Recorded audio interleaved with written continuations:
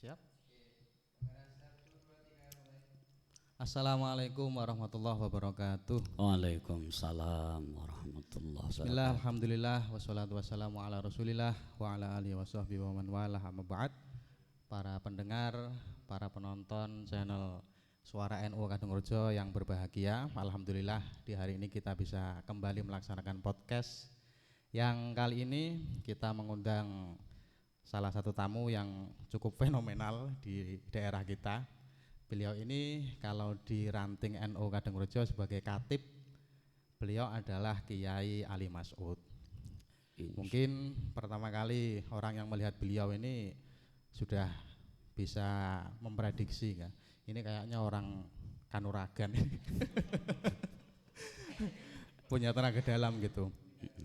Jadi podcast kali ini kita tidak membahas fikih lagi, tapi kita akan membahas kehidupan. Karena memang beliau ini memang sudah terkenal dai yang sering diundang kemana-mana di daerah kami. Insyaallah, amin amin.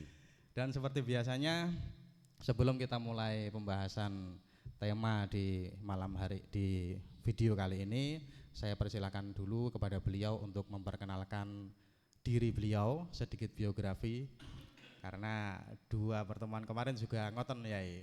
Jadi setahu saya beliau ini ya dari Jawa Tengah. Cuman untuk lebih jelasnya, monggo. Ya. Mungkin pertama kali saya ucapkan Assalamualaikum warahmatullahi wabarakatuh. Waalaikumsalam warahmatullahi wabarakatuh. Bismillah, alhamdulillah, summa salatu wassalamu ala rasulillah Sayyidina wa maulana wa man tabi'ahu dahu ila yaumil qiyamah ma'ba'd. Untuk teman-teman sekalian, insyaallah untuk memperkenalkan nama dan daerah. Mungkin kalau daerah bisa dikatakan pasti. Saya itu berasal dari wilayah Jawa Tengah, tepatnya di Desa Tuko, untuk dukuhannya Karasan, Kabupaten Grobogan. Dan untuk nama, karena saya tidak tahu awal mula bahwa saya diberikan nama orang tua saya, karena sama sekali saya tidak tahu.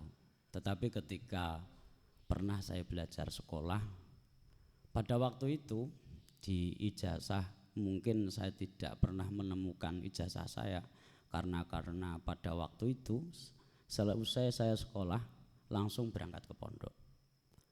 Di kemudian hari ternyata ijazah itu dibutuhkan.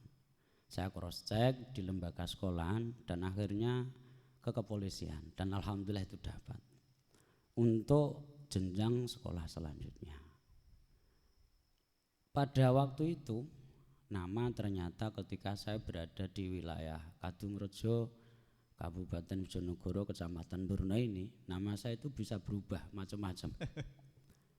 Kalau orang panggil saya itu biasanya Ali Mas'ud, yang satunya bilang ada nilai tambah Zarkasi, ada yang satunya lagi ada Ali Mas'udi, yang sekarang ini yaitu Muhammad Ali Mas'ud Fauzi. Saya kira untuk dua kalimat antara Mas'ud dengan Fauzi ini tidak beda makna jauh, insya Allah. Dan alhamdulillah untuk hari ini Allah memberikan kesempatan untuk saya berada di satu wilayah yang notabene munculnya sebuah organisasi besar yaitu Jamiah Nahdlatul Ulama, sekaligus menjadi basis di Kadungrejo. Ini adalah basis di mana Kadungrejo itu tidak ada satu wilayah seperti halnya Kadungrejo, karena Kadungrejo itu mayoritas Ahlus Sunnah wal Jamaah. Dan alhamdulillah ini setelah saya usai tentang ijazah tadi, saya kembali lagi dari pondok. Dan kebetulan alhamdulillah saya dulu itu mondok di wilayah Bungah Gresik, tepatnya di pondok pesantren Zainal Abidin. Pada waktu itu saya itu baru berangkat ke pondok itu usai sekolah MI atau sekolah SD. Tapi tepatnya saya itu sekolahnya SD bukan MI.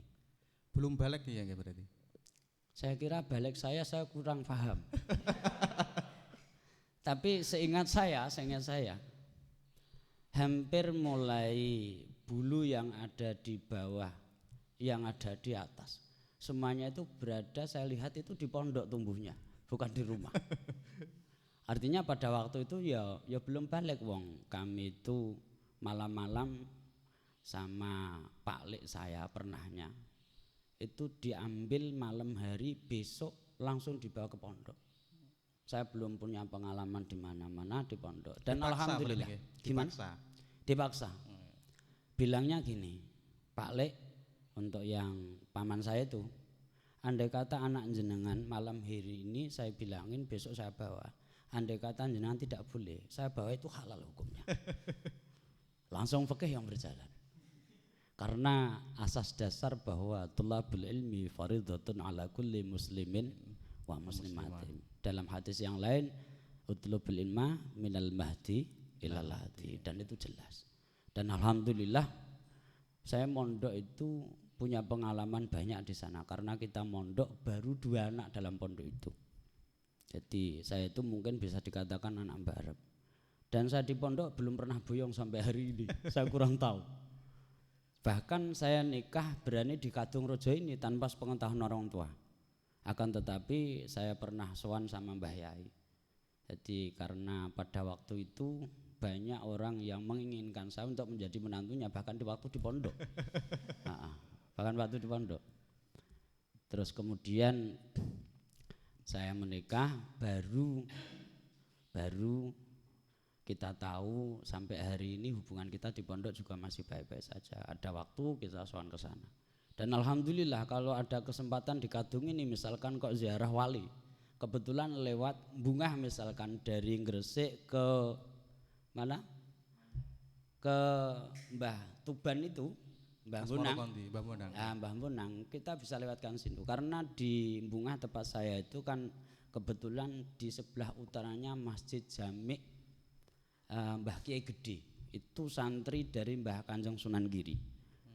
Dan kita berada di sebelah barat Pondok Pesantren Komarudin dan Al-Islah. Yang Pondok Komarudin itu masih ada keturunan dari Mbah Joko Tingkir. Kalau di wilayah sini itu masih ada keturunan Mbah Joko Tingkir, itu langsung dari Pondok Pesantren Komarudin, dari Mbah Komarudinnya itu di Mbah Maksum Banaran. Itu masih ada hubungan dzurriyyah.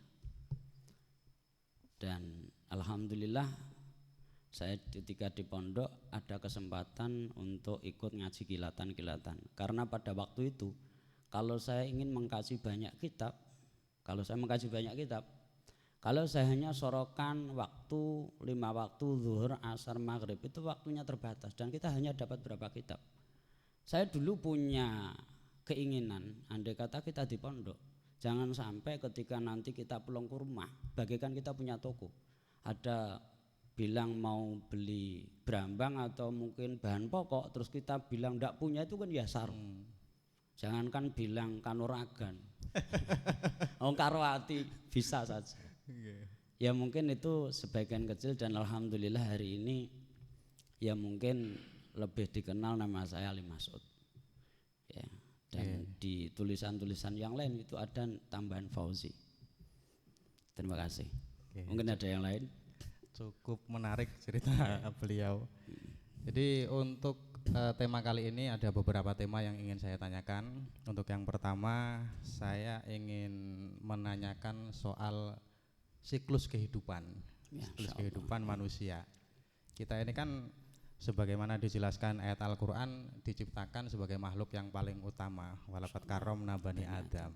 Itu sebenarnya kalau kita bandingkan antara kita manusia dengan makhluk yang lain, itu perbedaannya apa dalam siklus kehidupan ini supaya kita lebih bersyukur diciptakan menjadi manusia, ngoten. Monggo. Yang pertama kali bahwa secara fisik, secara keseluruhan adalah manusia ciptaan Allah yang paling terbaik dari sekian banyak sisi. Coba kita bayangkan, misalkan kita hidup seperti ini dan punya fisik seperti ini, kemudian lesan kita diberikan moncong seperti moncongnya kerbau atau sapi, mungkin kambing. Ya itulah manusia, itu bentuk fisik. Begitu juga dengan kecerdasan akal. Allah memberikan kelebihan manusia ini terdapat pada akalnya. Karena pada sisi yang lain, dari segi makan, minum, baik yang lain, Jima ya. termasuk diantaranya, itu semua sama. Karena Allah menciptakan semuanya ini pasang-pasang. Dan pasang-pasang itu tidak lepas namanya jima. Jima itu makna umumnya adalah kumpul. Bukan yang lain lah, bukan yang lain. Artinya makna kumpul itu ya bisa gesekan, bisa benturan dan bisa yang lain. Atau mungkin dari sisi kecerdasan, baik itu dari bentuk fisik saja, secara rohani. Yang lain itu tidak punya seperti halnya kita. Meskipun pada dasarnya bahwa rahmat Allah ini diturunkan oleh Allah itu semuanya 100% jumlahnya. Hanya 90% saja, 99% itu untuk akhirat. Satu hanya diturunkan di dunia ini dan itu secara keseluruhan. Sekalipun selain manusia juga diberikan, akan tetapi manusia ada lebihnya. Ada lebihnya. Selama kecerdasan akal itu masih dipakai. Ya kita tahu siklus alam ini tidak akan bisa melepaskan satu dengan yang lain. Tapi perlu diketahui bahwa Allah menciptakan alam ini di bawah langit, di atas bumi ini, semuanya itu diperuntukkan untuk manusia, tergantung siapa yang kita mengelola. Maka dalam satu ayat yang lain dikatakan Bismillahirrahmanirrahim, innama yaritsunal ardha min ibadiyas salihun. Orang-orang yang berhak mewaris dunia ini adalah orang-orang yang soleh. Karena apa? Kalau dunia ini dikelola oleh orang-orang yang soleh, maka dunia ini akan terjamin keamanan, kelestarian, dan bumi ini akan memberikan dampak yang lebih besar manfaat untuk manusia itu sendiri. Terima kasih. Oke, cukup panjang. Jadi prediksi saya memang kalau tamunya jenengan itu agak panjang kayaknya durasinya. Ya kita memang suka yang panjang-panjang. Nggih. Kemudian yang kedua ya. Yang kedua yang hari ini lagi rame karena kemarin di kecamatan tetangga kita mengundang salah satu orang yang membuat gaduh seputar nasab Habib. Iya. Saya ingin menanyakan masalah itu dalam arti bukan jenengan setuju apa tidak, tapi bagaimana kita menyikapi polemik ini sebagai umat Islam, khususnya sebagai anggota NU, warga Nahdliyin, itu sebaiknya kita menyikapi polemik nasab ini bagaimana? Monggo. Untuk hal itu sebetulnya sedari awal bahwa manusia itu tidak bisa dilepaskan dari satu keturunan kepada keturunan yang lain. Mim bani Adam ila yaumil qiyamah, itu sudah pasti. Akan tetapi ketika kita bicara tentang nasab, mungkin secara umum ya sah-sah saja, boleh.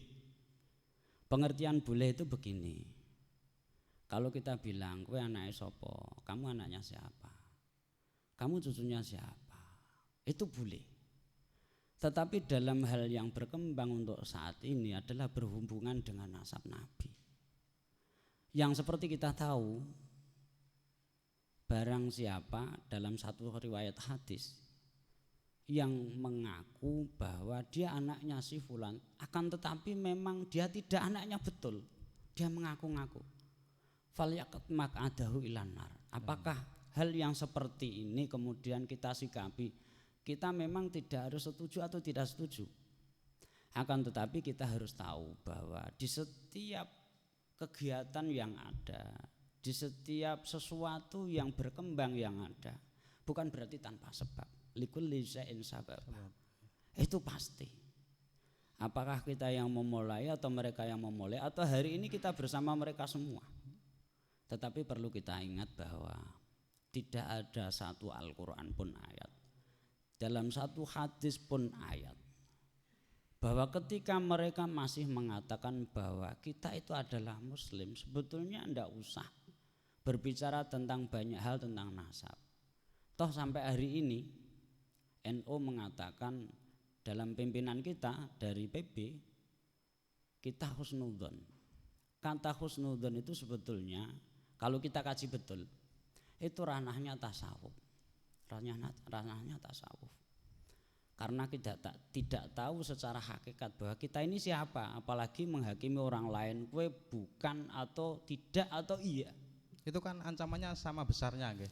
Ya sama besarnya. Mengaku dan membatalkan kan membatalkan. sama. Sebetulnya sama. Makanya untuk hari ini sebetulnya kullukum fi khatarin azim. Bahwa kalian semua hari ini adalah dalam kekhawatiran yang besar. Tetapi perlu diingat, polemik ini kelihatannya yang besar hanya ada pada Indonesia saja. Karena di Indonesia itu ada kita Ahlus Sunnah wal Jamaah. Andai kata tidak akan pernah berbicara tentang hal itu. Dan perlu diketahui bahwa sebetulnya kita tidak bisa mengelak kalau kita berbicara tentang perjuangan Islam. Karena Islam itu sendiri juga dibawa oleh Nabi. Kalau ada orang mengaku cucunya Nabi, terus kita tidak, bahwa kita tahu Nabi punya cucu dan seterusnya, punya dzurriyyah. Di Al-Quran juga ada dzurriyyatan ba'dhuha min ba'd. Itu pasti. Artinya saya tidak bisa menyimpulkan secara langsung sikap kita bagaimana sebagai orang NU melihat polemik hal seperti itu. Yang pertama perlu diketahui bahwa di setiap sesuatu yang terjadi itu pasti ada sebab. Likulli syai'in sabab, fatba'a sababa. Apakah fatba'a sababa itu punya kesimpulan apakah nasab itu dibatalkan atau tidak? Nah, insya Allah kita itu yang berada di bawah, apalagi yang berada di ranting, itu adalah penyimak setia insya Allah. Karena kita tahu tidak ada nabi selain nabi yang kita punya untuk hari ini. Andai kata misalkan ada polemik nasab ini, terus kemudian ada keputusan Allah dalam Al-Quran maupun hadis bahwa ada nabi setelah Nabi Muhammad, mungkin kita yo enjoy saja. Jangankan mengaku sebuah nasab, mengaku nabi lo bisa boleh saja. Sayangnya ada al-yauma akmaltu niku ya. Iya. Ada satu ayat al-yauma akmaltu lakum dinakum wa atmamtu alaikum ni'mati wa raditu lakumul Islam madina. Nah, itu sudah. Agama itu sudah disempurnakan lewat Nabi Muhammad. Dan itu terbukti ketika Nabi Muhammad punya istri, punya anak. Yang laki-laki tidak sampai balik sudah meninggal. Kalau lihat peristiwa itu, hari ini kita bisa lihat Gus Dur. Gus Dur itu orang satu-satu di Indonesia yang tidak ada yang lain. Tapi mereka tidak punya anak laki-laki. Saya kira kalau Gus Dur punya anak laki-laki, ya nyalip Gus Dur kira-kira. Tapi tidak mungkin, itu ketentuan Allah. Atau mungkin hari ini seperti tokoh-tokoh yang ada di Kadorjo mungkin tidak bisa melahirkan tokoh-tokoh sebelumnya. Artinya dari sisi semangatnya, dari sisi dermawanya. Jadi wajah itu bi'amwalikum wa anfusikum fisabilillah. Misalkan kita bicara di Kadung ini hanya 1-2. Mungkin diantaranya adalah Mbak Yederi. Dan itu sudah terbukti. Akan tetapi di Kadung ini kadang-kadang untuk orang mengakui bahwa Mbak Yederi adalah tokoh, bahkan muassis, di Kadung ini terkadang sulit. Bahkan orang-orang itu pernah hidup bersama mereka, untuk mengakunya sulit. Tapi perlu diketahui, ini perlu ada catatan. Banyak di antara kita ingin dihargai orang lain, akan tetapi kita tidak bisa menghargai orang lain. Itu perlu dicatat.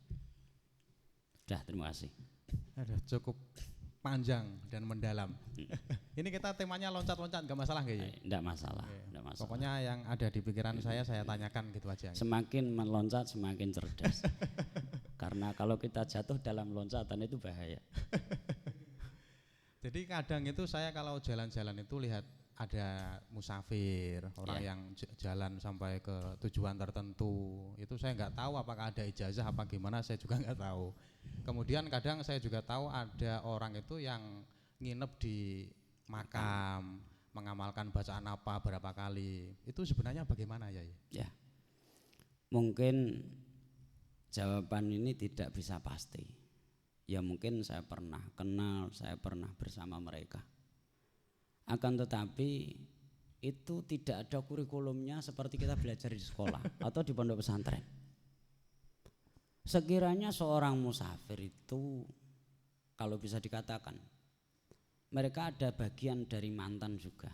Artinya mantan pondok pesantren juga ada. Kemudian mantan pengusaha juga ada. Pengusaha ya? Itu ada. Karena dia bangkrut, kemudian karena bangkrut itu secara umum andai kata kita itu bicara dengan orang lain kemudian kita mengalahkan keluh kesah kita terhadap mereka, ternyata mereka tidak membuat menjadi solusi untuk kita, mereka juga punya masalah tersendiri. Lah ketika dia pelajari yang tidak punya masalah itu ternyata tempat kuburan itu sendiri. Oh iya. Kebetulan ketika mereka berada di tempat-tempat kuburan datang seseorang, mereka yang punya pengalaman yang sama. Kemudian dia bilang, dah kamu nanti berjalan sekian tahun di makom ini, di makom ini, di makom ini. Saya kira mereka itu ya inti akhirnya bahwa ternyata untuk mencari sebuah ketenangan jiwa itu tidak mudah diperoleh. Apakah seperti hanya kita hari ini, apakah hari ini kita seperti ini sudah jiwa kita tenang? Ya kita jelas juga. Wong secara individu misalkan, apakah jenengan itu seorang kiai, apakah seorang guru, apakah seorang dai? Jelasnya di mana? Tidak jelas juga. Artinya ketenangan jiwa itu tidak bisa diperoleh hanya dalam satu hal. Sekalipun seorang musafir, andai kata mereka masih berjalan, ketenangan itu masih biasa dia cari. Bahkan kemarin itu saya ketemu habis pulang dari Pondok Langitan malam-malam sama ibunya, ketemu di jalan kereta api. Saya itu tidak tahu wong lewat depan, wong melihatkan jalan biar nanti jalan kita nanti enak. Ternyata di samping saya itu ada ucapan kalimat assalamualaikum. Saya noleh ke belakang, loh itu musafir bu. Saya kemudian turun dari sepeda sebentar, saya tanya dari mana? Saya dari Rembang. Udah berapa tahun? Udah dari 2010 atau berapa itu sampai hari ini. Untuk target ya, untuk targetnya hari ini kemana? Untuk hari ini Jawa Timur dulu. Setelah itu nanti kita di Pandeglang Jakarta, di mana Banten. Ya mereka sebetulnya di sisi kehidupan ini banyak hal yang mungkin kita ini belum pernah ketemu dengan mereka. Bahkan di Mbah Asmorokon di Tuban itu dulu pernah ada kisah bahwa di makom itu tidak usah lihat jam, tidak masalah. Saya itu tidak punya jam, tidak dibatasi karena saya sudah merdeka. Saya kembali lagi di Mbah Asmorokon dulu itu di tempat-tempat makom itu kan ada kotak amal. Ternyata setelah dihitung, kelihatannya kotak amal ini kok dari minggu kemarin banyak, kok hari ini sedikit, besok lagi sedikit. Ternyata itu di sebelah kotak itu ada orang tua yang compang-camping. Dikiranya itu. Dituduh mencuri. Terus besoknya lagi, bahkan beberapa kali itu. Sampai bukan hanya urusan uang dicuri atau tidak dari kota itu tadi. Terus dibilang waktunya sholat itu juga tidak sholat kelihatan. Ternyata yang tanya ini, dah jenengan jangan sampai bilang sama saya, kamu sholat atau tidak. Saya mau sholat jika mana kamu kemudian adzan, seluruh orang yang dinggese itu jamaah semua. Lain kali orang yang tanya ini diajak ke pinggir laut. Kemudian entah berapa menit berapa detik, ketika waktu sholat itu dia diajak di pinggir laut. Disuruh lihat di atas awang-awang. Ternyata mereka itu di sana sholat. Dan ini kalau kita sebagai orang NU saya kira di situ juga ada. Bukan bicara khurafat ini. Bukan bicara khurafat. Karena khurafat itu juga ada. Khurafat itu adalah sesuatu yang tidak ada kemudian diada-adakan dan tanpa bukti. Karomah ya. Kalau karomah itu ada. Karomah itu ada. Likulli syai'in karomah. Nah iya, sesuatu itu ada karomah. Karomah itu makna umum ya kemuliaan. Artinya beda dengan yang lain. Itu namanya kemuliaan karomah. Cuma secara implisit bahwa karomah itu juga punya tingkatan. Atau makna lain karomah itu diperolehnya sesuatu dengan yang awalnya sulit kemudian ada kemudahan. Itu bisa saja. Yang tidak diduga-duga. Nggih. Dah cukup mungkin. Kemudian menyambung tadi ya, terkait generasi penerus, ya, generasi penerus. Seberapa penting generasi penerus itu dan bagaimana kita menyiapkan generasi penerus? Apakah cukup kita membuat sesuatu yang bagus, misalkan lembaga, terus yang penting saya udah buat lembaga, nanti wafat ya terserah orang berikutnya, atau kita harus mengkaderisasi? Dan bagaimana cara seseorang mengkaderisasi agar sukses? Monggo. Ya, ini gambaran saja, karena kata sukses itu tidak semudah apa yang dibunyikan kata sukses itu sendiri. Karena sukses itu juga menggunakan sistem prosentase.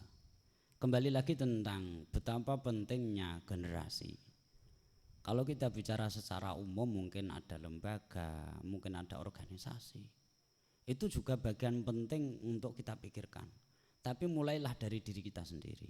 Dulu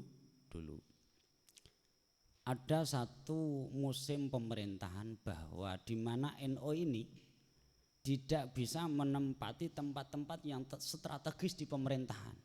Karena kita tahu bahwa agama ini tidak bisa dilepaskan oleh agama. Karena kekuatan agama ini kalau tanpa disokong oleh pemerintahan, sulit. Itu betapa sulitnya. Karena satu aturan pemerintah maka akan menghilangkan dakwah kita semua. Mulailah dari diri kita sendiri. Karena pada waktu itu terus kemudian para kiai, ini kita bicara tentang dakwah, tentang bicara Islam, tentang bicara NU, tidak bisa dilepaskan dari kiai. Karena NU itu muncul juga dari kiai. Yang paling terpenting adalah kalau kita bisa melihat kisah cerita pada waktu itu, ini fakta. Terus kiai-kiai itu punya inisiatif. Kalau anak-anak kita nanti tidak kita sekolahkan di lembaga-lembaga formal, kita tidak bisa berada di pemerintah. Setelah berapa tahun ternyata memang iya, betul. Tapi kurun waktu setelahnya, pondok pesantren itu gus-gusnya enggak bisa ngaji. Ini lebih berbahaya lagi. Kayaknya NU zaman dulu itu, orang-orang dulu, andai kata kita tanpa pemerintah itu ya juga jalan. Akan tetapi zaman ini akan selalu berkembang, bahwa Islam bukan hanya satu kelompok atau berada di beberapa kelompok, tapi bagaimana Islam itu bisa menyeluruh, bisa merasakan Islam ini. Karena Islam ini betapa indahnya.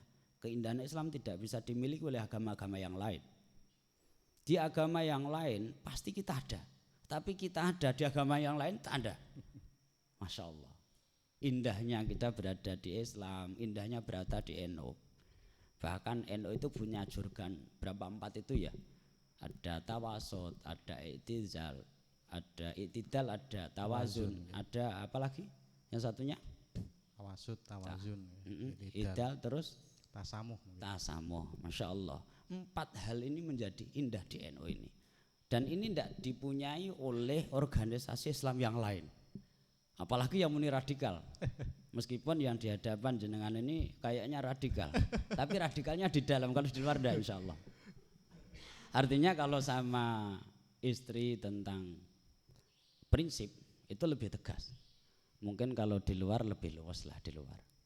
Karena apapun itu musuh yang nyata adalah istri kita. Dah, terima kasih. Semoga tidak didengar istrinya. Gitu. Dan mungkin boleh saya tambah? Monggo. Ya, boleh saya tambah.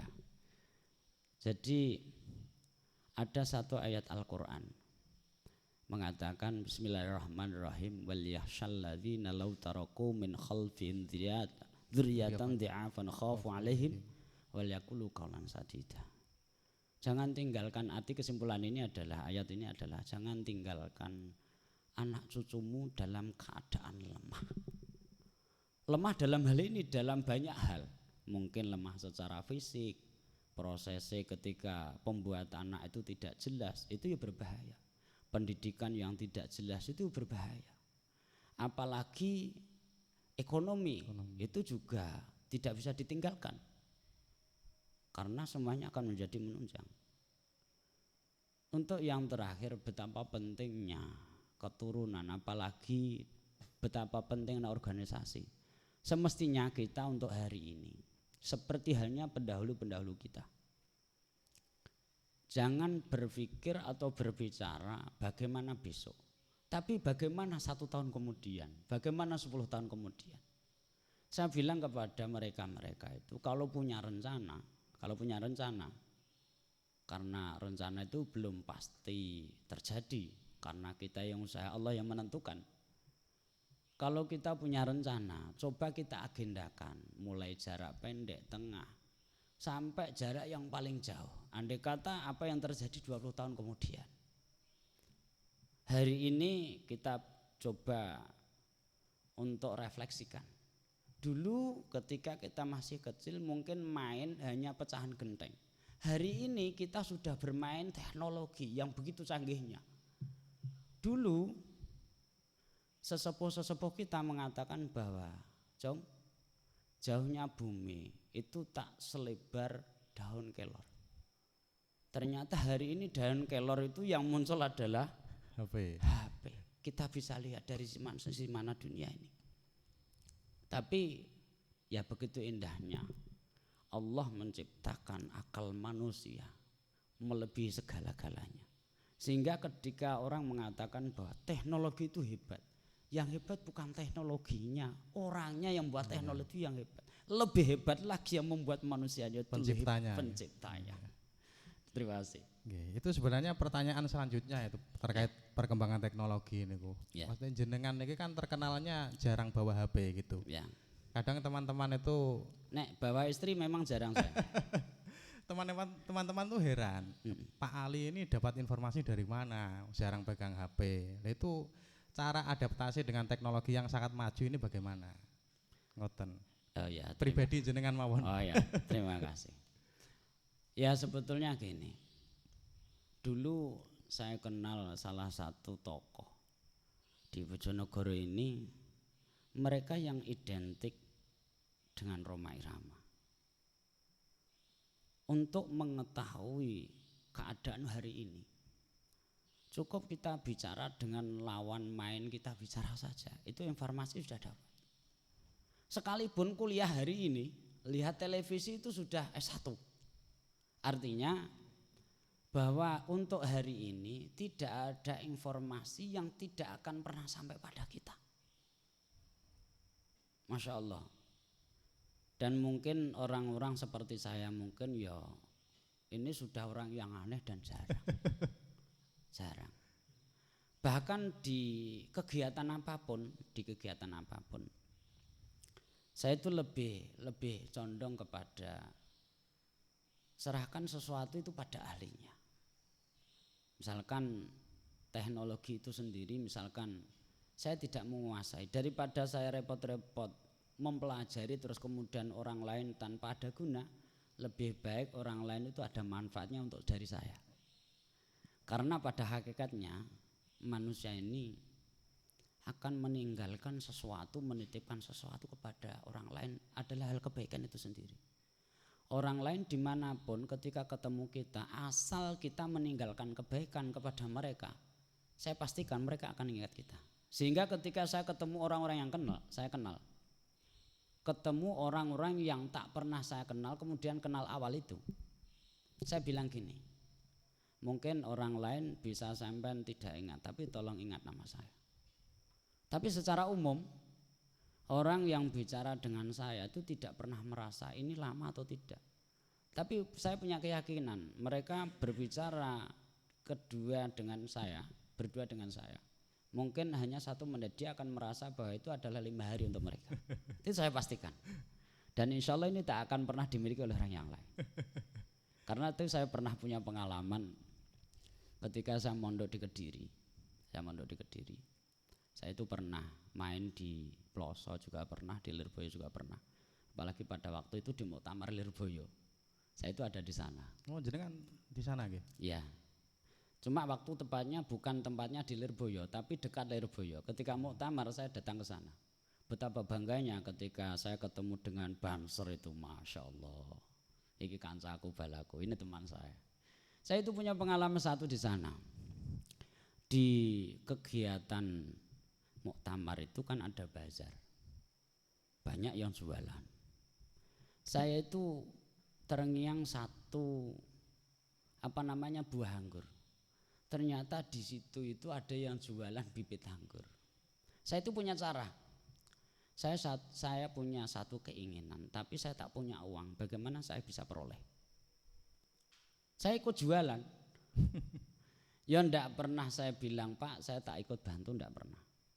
Tapi ketika orang lewat saya bilang, Pak ini nanti bibit anggur dijual berapa? Setiap orang lewat saya tawarin. Dan alhamdulillah ada 1-2 yang beli. Ketika saya pamitan pulang saya dikasih bibit itu gratis. Artinya andai kata saya harus bilang pakai apa namanya ya, untuk hari ini apa? Pakai proposal ya. Justru ketika saya pakai proposal, misalkan saya mengatakan Pak nanti saya tak ikut bantu ya, nanti saya berikan gratisan berapa gitu, mungkin tambah tidak dikasih. Sampai hari ini pun saya masuk di lembaga tak pernah pakai proposal, sampai kesini pun juga tidak pakai proposal. Ini bagaikan mimpi saja. Iya, dunia mimpi. Terima kasih. Sangat panjang saya kira. Dan ini mungkin pertanyaan terakhir nggih, pertanyaan terakhir yang sebelum terakhir. Nggih, nanti terakhir penutupan. Yang mungkin ini nanti dijadikan judul sama editornya, yaitu terkait dengan musibah. Yeah. Jadi kita hidup ini kan tidak selalu bahagia, pasti ada susah, ada senang, itu kan pasti. Yeah. Nah, sebenarnya musibah yang diberikan Allah kepada manusia itu hikmahnya apa di balik itu, dan bagaimana kita menyikapi adanya musibah yang datang? Monggo. Mungkin yang pertama kita tidak bisa musibah dulu, tapi perlu diingat bentuk kasih sayang Allah itu juga bisa digambarkan oleh Allah pada manusia itu sendiri. Jika kita mencintai sesuatu itu bukan asal mencintai saja, mungkin juga ada ujian atau diuji. Misalkan kita suka terhadap anak saya, mungkin kalau tidak nangis yo tidak sampai nangis ya belum selesai. Ketika Allah mencintai hambanya, pastilah dia akan diuji. Apalagi orang-orang yang beriman ini. Jangan siapapun mereka yang menyatakan iman kepada Allah, kemudian dia merasa bahwa aku tak akan pernah selama hidupku diuji oleh Allah. Justru ketika dia punya keyakinan itu, imannya terbalik. Selama kita menyatakan iman kepada Allah, maka ujian Allah itu pasti akan datang. Semakin kita diuji Allah, semakin besar pangkat derajat kita akan semakin tinggi.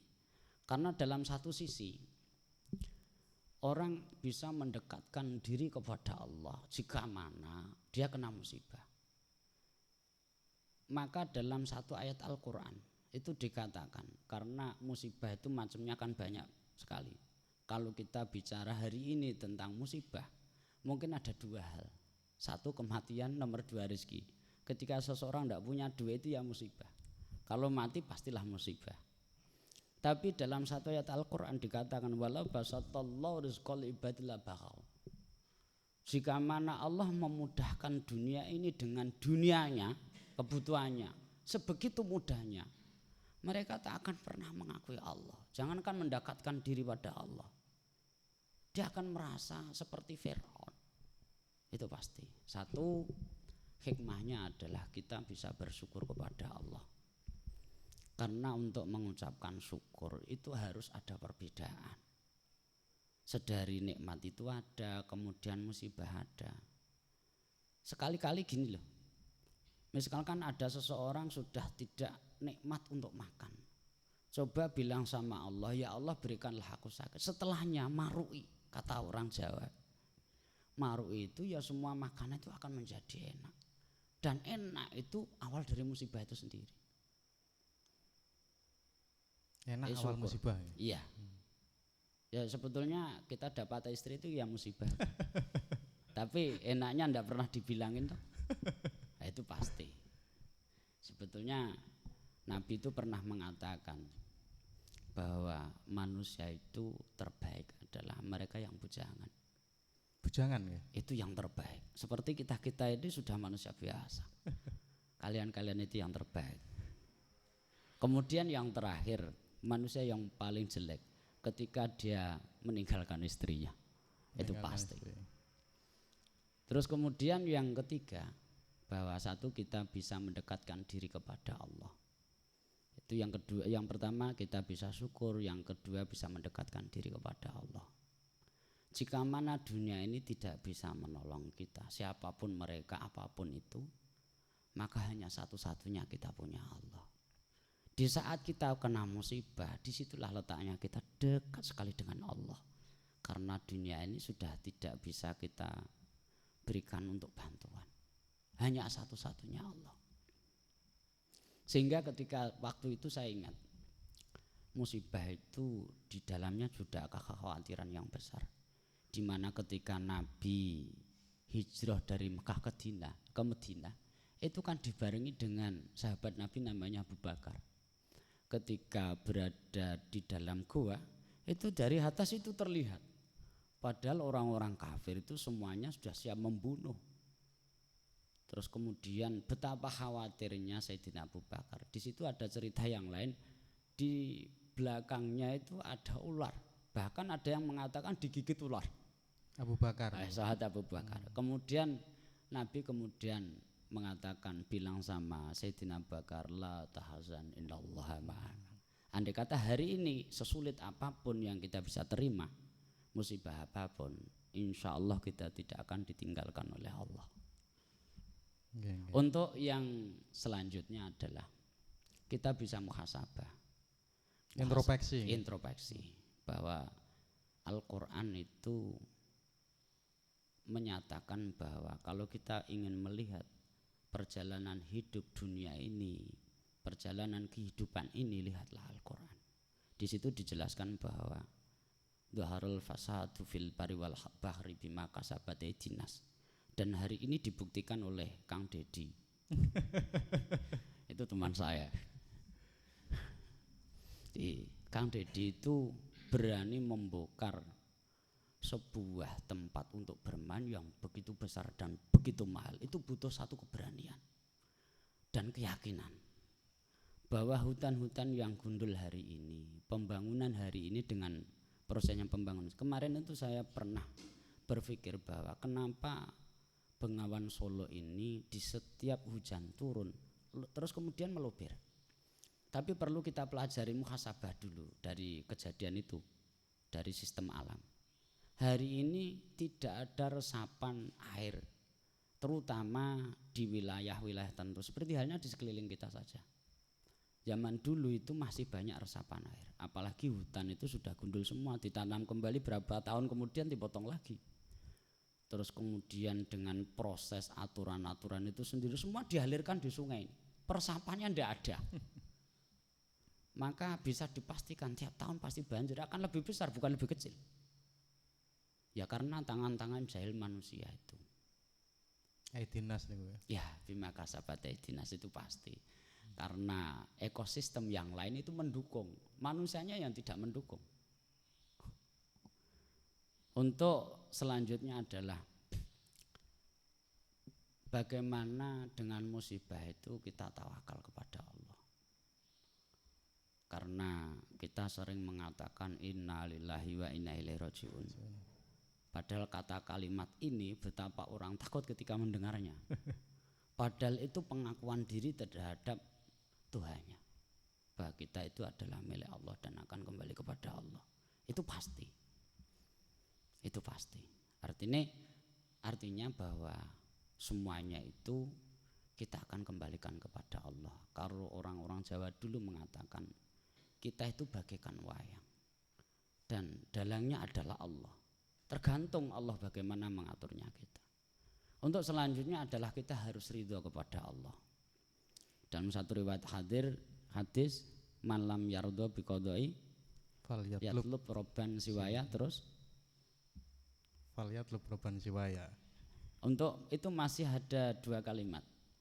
Jika mana engkau tidak ridho atas bagian yang kuberikan padamu, maka carilah Tuhan selain aku. Jangan bertempat tinggal di bawah langitku dan jangan bertempat tinggal di atas bumiku. Karena semuanya ini adalah milik Allah. Iya. Diunjuk rian ya, monggo. Diminum dulu. Alhamdulillah. Mungkin malam hari ini saya tidak puasa. Saya punya kekhawatiran kalau yang lain nanti puasa. Untuk yang terakhir bahwa sekali lagi di kehidupan dunia ini selalu ujian itu pasti akan datang kepada siapapun. Tapi Allah punya satu tujuan. Seperti hanya pernah dikatakan oleh Syekh Abdul Qadir Al-Jailani dalam manaqibnya. Jika Allah menguji hambanya bukan untuk merusaknya, akan tetapi untuk mengangkat derajatnya. Banggalah kita yang kena musibah. Ilaman arafal mubli. Insya Allah illa man arafa mubli, kecuali orang-orang yang tahu siapa yang menguji. Iya, nggih. Sampun pesan-pesan kangge pendengar. Untuk yang terakhir sekali bahwa wala tayasu firrahillah innahu la ya'asu ilal qaumul kafirun. Dalam kehidupan ini apapun yang kita lakukan, apa yang kita kerjakan, apapun yang mengenai tentang kita, hal musibah apapun, baik itu dari harta benda, dari jiwa raga, bahkan sekaligus harta benda kita, karena semuanya itu adalah amanah titipan, maka jangan sekali-kali putus asa atas rahmat Allah. Saya kira Allah tidak pernah akan meninggalkan hamba-hambanya yang beriman. Hanya orang-orang kafirlah yang berputus asa atas rahmat Allah. Itu mungkin yang bisa saya sampaikan lewat forum ini. Mungkin insya Allah bisa ditambah untuk waktu-waktu yang akan datang. Oke, siap. Insya Allah. Baik, inilah podcast kali ini. Semoga bermanfaat dan sampai jumpa di podcast selanjutnya. Wallahi wafiquna fima huwa ridho. Assalamualaikum warahmatullahi wabarakatuh. Waalaikumsalam warahmatullahi wabarakatuh. Ila liqa ma'assalam fi yaumin akhar. Waalaikumsalam warahmatullahi wabarakatuh. Amin, amin.